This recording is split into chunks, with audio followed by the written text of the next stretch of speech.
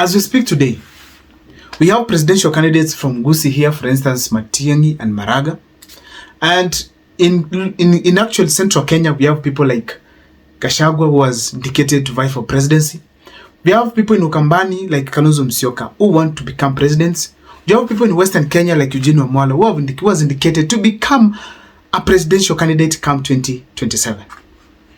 But as we speak today, in these regions, still we have opposition, more especially from the members of parliament, where you realize a member of parliament from Western Kenya literally stands on a podium to diminish Eugene Wamalwa. A member of parliament from the Gusii region, like now Zairi Janda, people like Osoro, people like Nyakundi Japheth, they stand in a podium and literally attack Dr. Kengo Fred Matiang'i. They try to diminish him in front of other Gusii people here, that he does not deserve to become a president in this country. Ladies and gentlemen, we have people in various regions who try to emerge as leaders, but members of parliament bring them down. And you realize collectively that these members of parliament are so loyal to President William Ruto, they cannot even question something that is very, very, very legal. For instance, recently there was a seal that was supposed to be moved from the Attorney General's office to actually the head of public service, Felix Kosgei. Now, in this kind of a scenario, that was illegal. But when the bill was tabled in parliament, the members of parliament went ahead to discuss and even pass it, that it's okay to move the seal from the Attorney General's office all the way to the public service, head of public service office, Felix Kosgei. And I'm going to do an extensive video on that, but I'm just giving an example on how these people have been acting. So therefore, you ask yourselves, why is it that the members of parliament behave this way? And actually, I've done videos before on this, but because of the new and emergency of some few trends in the members of parliament behavior, I'm forced to do this video again. Now, number one in my list as to why these people are doing, ladies and gentlemen, are doing so, I'm going to say that it is because of what you call a simple thing: greed. Greed for power. These people, they simply want to be in power. They don't care what the common mananchi is experiencing. They don't care the effect of what is happening for the effect of what they are passing in parliament. So as a result, you realize that they pass bills without reading. Even if they read, they ignore what the common mananchi feels. They pass it simply because they want to enjoy power, which comes from the president to some extent. Despite being voted, they still hand over their mandate to the president, in that the president decided for them. But how has the president decided for these people? First of all, let me take you through this. These MPs engage in corruption. We cannot rule out that. And most of them, if they're investigated well, they can end up in jail. So, ladies and gentlemen, when these people participate in corruption, they know very well NIS or even the CID or maybe the DCI is watching. So, if they tend to oppose the president, they know they will end up in jail. So, they try their best to stay loyal with the president and ignore the people whom voted them. Now, these people believe that once they do their corruption, they'll get money, they'll eventually come to bribe the same voters and vote for them. That's why you see these people bringing things like rice, beans, and money in sacks in the name of empowerment to simply try to corrupt the mind of the electorate. So therefore, the corruption that these people engage in has made them slaves of President William Ruto.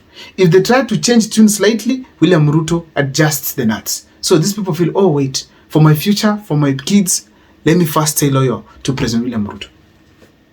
Others literally, they want to become rich. They want to become rich and rich and rich. So they feel like the only best way they can be rich is to be with President William Ruto, so that they get more access to funds, so that they get NGCDF, so that when this money comes, they can embezzle the way they want and eventually become rich, wealthy than they were before. Ladies and gentlemen, another thing is about the illegal activities these people engage in, like killings. As we speak today, there's a member of parliament who allegedly shot one of his supporters, or his opponents. That is Didmas Baraza from Bungoma County. That guy died, the family buried their kin, and there's nothing has ever happened to this guy. He disappeared for like a week, but later on appeared, and it was never even in police custody for even a day. That is a clear indication that as we speak today, the members of parliament have engaged in some bad activities that even if they try to go against William Ruto, nuts are adjusted and they'll automatically be put in jail. So they have to stay loyal. Also, we cannot state it here that we cannot go finish this video without stating it here that there's a possibility that some of these members of parliament were funded by President William Ruto. Ruto came, funded them in their campaigns. Even some of them just supported them, like those ones of Rift Valley. So they got these seats as a result of Ruto's support. So whichever thing that William Ruto does, they are yes, sir. They don't actually look back. They just accept whatever Ruto says and they support it. And we have seen people supporting the Finance Bill 2024 while Kenyans are demonstrating in the streets. And to make matters more worse, ladies and gentlemen, when these things were happening, some of them were getting an online update that people have been shot. Actually, even some demonstrations occurred before and people were shot. Before that, on 25th June 2024, people were really shot.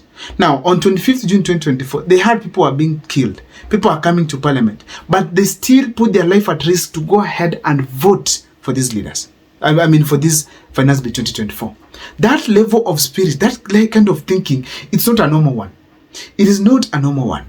That is the highest level of let me call it, the level of loyalty to President William Ruto that we have never seen in this country. Loyalty that is ingrained in some bad things like corruption, killings of people, things like ignorance, things like bad activities like, let me say, maybe stealing of public funds and then going and putting things like investments abroad, things that are not good for this country.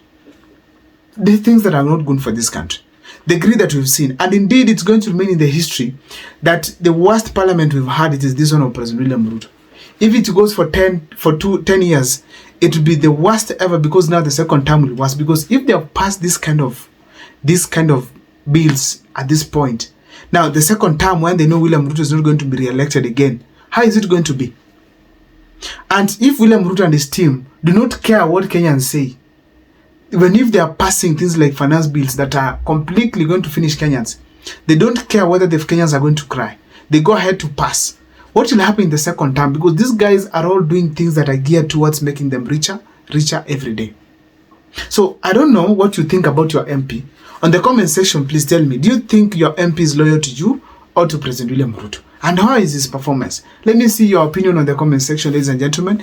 But before in the video, let me once again thank you all for those who are supporting me. I'm now at 7,000 subscribers and we're heading to 8,000. Please, before actually the end of the month, we want to hit, even if it's possible, at 9,000 or even 10 by next month. I really appreciate you guys, and may God bless you and bless you immensely. Keep subscribing, keep commenting, keep calling, keep sharing with me, and keep supporting the channel. The number of MPs is just there, and that is really going to help me grow. My name is Abel Mokwa. See you next time for more videos.